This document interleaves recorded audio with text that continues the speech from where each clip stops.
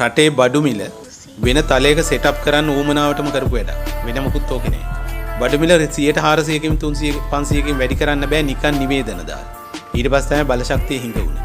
Gas හිඟ වුණා. අපි කියන්නේ හිඟ වුණා නෙවෙයි හිඟ කරා. නැවත් දෙකක් ගෙනාවේ නැති වෙච්ච ගම හිඟයක් තමයි. ගෑස් නැවත් දෙකක් ගෙනාවා. ගෙනාපු එක පුපුරුවා. අම්මලා දරුවෝ මැරුණා. මීට වඩා හොඳ ගෑස් තියෙනවා වැඩි මිල වැඩි. මිනිස්සු කිව්වා අනේ කීයට හරි කමන්නේ හොඳ එකක් දෙන්න. මොකෝ නෝනා මැරෙනවට කැමති මහත්තයෙක් නේ. මෙච්චර විදුලි බිලක් වැඩි කරනවා. මේක වැඩි කරපු විදිය මං කියන්නේ. ලයිට් කැපුවා පැය 18මාරක්. අපිට. අනිත් පැත්තට දාන්න. උසස් පෙළ දරුවෝ විභාගෙ ලියන්න පාඩම් කරන්න ලයිට් ඉල්ලුවා. දුන්නේ. දෙන්නම බෑ කිව්වා. හැබැයි ටැරිෆ් එක වැඩි කරන යෝජනාව පාර්ලිමේන්තුවේ සම්මත කරා. ඊට පස්සේ ඉඳලා පැය 24ම ලයිට්. ටැරිෆ් එක වැඩි කරන යෝජනාව පාර්ලිමේන්තුවේ සම්මත කළා විතරයි. රුපියලක්වත් එකතු කරේ. හැබැයි ඊළඟ දවසේ ඉඳලා පැය 24 ලයිට්. එච්චර පැය 18මාරක් කපපු එක කොහොමද කියන්නකෝ උසස් පෙළ දරුවන්ට හොඳයි. ඒ කියන්නේ මමත් පන්දන් අරගෙන පාරේ හිටියා. මගේ දරුවන්ට පාඩම් කරන උසස් පෙළ හිටපු නිසා. හරි මේ O level වලට හිටපු නිසා. එහෙම තියෙද්දි මිනිස්සු ඉල්ලද්දි දුන්නේ නැති ලයිට් එක විදුලි බලය. ටැරිෆ් එක වැඩි කරව පළවෙනි මොහොතේම දුන්නා. අර වැඩ පහලට බිල ඉහළට. එච්චර තමයි. ඔබතුමාලට කියන්න පුළුවන් ද ඇයි මේ විදුලි කප්පාදුවක් කරේ කියලා. කොහෙන්ද ඔච්චර විදුලි කප්පාදුවක් කරන්න තරම් මොකද්ද ප්‍රශ්නේ? ඇත්තටම උනේ ඒ කාලේදී CPC එකෙන් ෆුවල් දුන්නේ. මොකද ඒ 2023 ඔය ජනවාරි පෙබරවාරි කියන්නේ very dry period එකක්. එතකොට අපිට පද්ධතියේ plants තිබුණා. හැබැයි plants operate කරන්න අපිට HFO නැත්නම් ඩීසල් ඕන. එතකොට CPC එකෙන් ඒව ගන්න නම් CP එක සල්ලි ගෙවන්න ඕන කියන ඩිසිෂන් එක තිබුණා. එතකොට එකම අමාත්‍යාංශයේ තිබුණත් CPC එකෙන් ෆුවල් දුන්නේ නැහැ. ඒතර ෆුවල් දෙන්නේ නැති වුණාම අපිට පද්ධතිය මොන හරි විදිහට පාලනය කරගන්න ඕනේ. එතකොට අපිට තිබ්බ එකම ඔප්ෂන් එක තිබ්බා ඒ කාලේදී කෝල් පවර් ප්ලාන්ට් එකට කෝල් තිබුණා. ඒක කලින් කොන්ට්‍රැක්ට් එකකින් ගෙනාපු එකක්.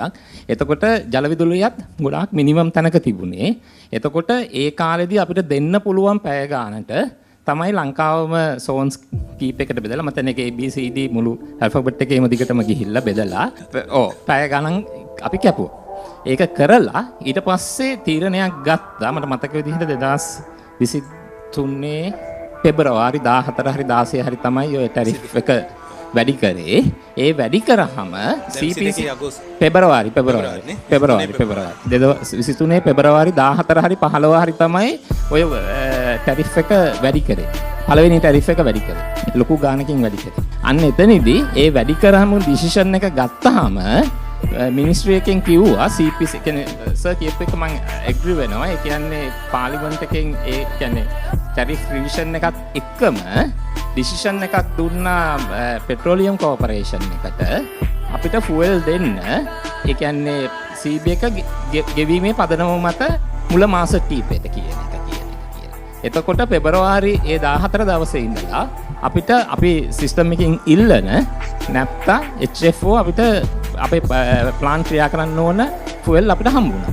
එතකොට අපි කරේ ඒක ඒකම අපිට දුන්න ටැරිෆ් එක වැඩි කරන්නේ ඔයගොල්ලෝ 24/7 සප්ලයි එක තියාගන්න ඕනේ කියන කන්ඩිෂන් එකත් එක්ක. ඒතකොට අපි කිව්වා අපිට ෆුවල් දෙනවා නම් අපිට පුළුවන්. මොකද පද්ධතියේ වෙන ප්‍රශ්නයක් තිබුණේ නැහැ. ඒ කියන්නේ ප්ලාන්ට් වල ඉෂුව එකක් තිබුණේ නැහැ. ෆුවල් නැති එක තමයි තිබුණේ. රටේ ආර්ථිකය බලහත්කාරයෙන් කඩාවැට්ටවපු රටක. ඕක තමයි මිනිස්සුන්ගේ ඉරණම. මිනිස්සු දන්නේ නැති දේ. හරිද? ඔය ඕකේනේ ගෑස් හිඟයයි ඉන්ධන හිඟයයි කියලා එකක් නේ. ඒක සම්බන්ධව ගත්තමත් දැන් ඒකෙන් තමයි ඔබතුමාලා කියන ඔය විදුලි මේවකට එන්නේ. ඕක ඇත්තටම රටේ බඩු මිල වෙන තලයක සෙටප් කරන්න ඌමනාවටම කරපු වැඩක්. වෙන මොකුත් ඕකේ නෑ. මේ රටේ රුපියල් නැති වුණාට පස්සේ හොරකම් කරලා එක දේවල් කරලා රුපියල් ටික නැති වුණාට පස්සේ මිනිසුන්ගේ අතේ තියෙන සල්ලි අදින ක්‍රමයේ විදියට තමයි තෝරගත්තේ මිනිස්සු බඩු මිල වැඩි කරා. බඩු මිල 100%කින් 300 500කින් වැඩි කරන්න බෑ නිකන් නිවේදන දාලා. ඊට පස්සේ තමයි බලශක්තිය හිඟ වුණේ. ගෑස් හිඟ වුණා. අපි කියන්නේ හිඟ වුණා නෙවෙයි හිඟ කරා. ඒක හොයනවා අපි ඊළඟට. කොහොමද ඔක් කරේ කියලා. නැවත් දෙකක් ගෙනාවේ නැති වෙච්ච ගම හිඟයක් තමයි. ඊට පස්සේ මිල වැඩි නොකර ටික කාලයක් කොහොම මිනිස්සු රස්තියාදුවෙන් නැරලා පෝලිං වල ඉඳලා තියලා උඩරිම රස්තියාදු කළා. ගෑස් නැවත් දෙකක් ගෙනාවා. ගෙනාපු එක පුපුරුවා. අම්මලා දරුවෝ මැරුණා රටේ. ඒ වෙලාවේ ආණ්ඩුව කිව්වා මීට වඩා හොඳ ගෑස් තියෙනවා වැඩි මිල වැඩි.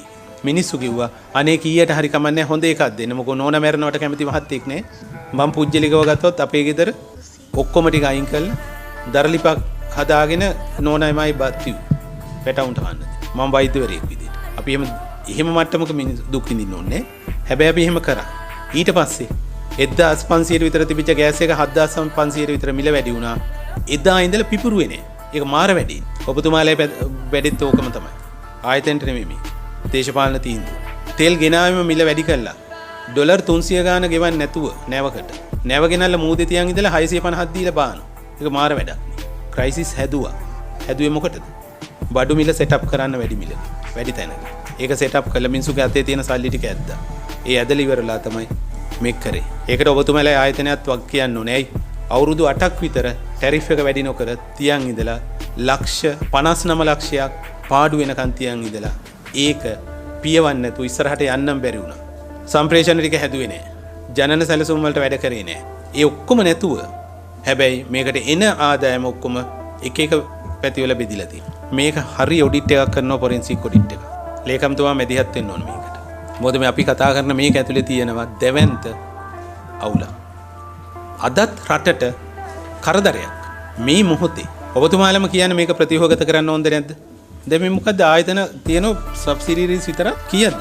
30ක් විතර. ඔක්කොම අවුට්සෝස් කරලා කරන්නේ. මොකටද ආයතනයක් තියෙන්නේ? සම්ප්‍රේෂණ ලයින් එකක් හදන්නේ. හැදුවත් වයර් මාරු කරනවා.